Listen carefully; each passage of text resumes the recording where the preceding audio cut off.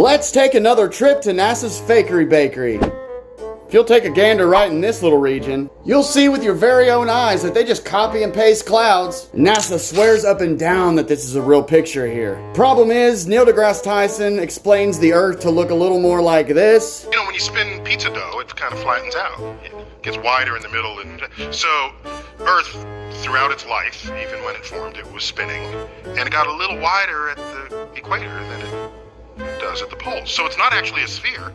It's oblate. And officially it's an oblate spheroid. Oh, gross. Did you see that guy's spheroid? Yeah, it was oblate looking. So are we noticing the issue here? Apparently, the 1,000-mile-hour spin of the Earth is supposed to cause it to look like this, yet we are given perfect spheres. Every time NASA gives us something like this from the Fakery Bakery. Let's say the 1,000-mile-per-hour spin did fight our gravity.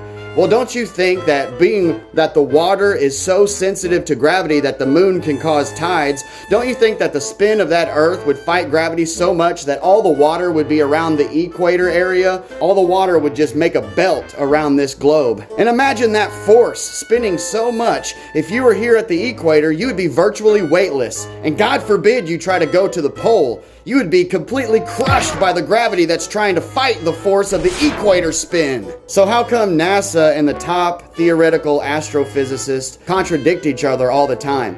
Could it be because they make fun of you? They think you are so dense that you won't see all these contradictions and start putting things together to find out that they're lying. Since the beginning of time, Satan has been jealous of God. See, Satan cannot create things on his own. He can only pervert the already created. Satan will just pervert God's creation and try to make it his own. You will know him by the number of his name, and this thing sits at a 66.6 degree tilt, swinging 66,600 miles per hour around the sun. We live in a geocentric model. God created the heavens and the earth, then the sun later. So what was the earth rotating around before the sun was created? It rotates around us. All of these silly contradictions. And if that spin was strong enough to create an Earth that is shaped like this, what more would it do to the water on that Earth?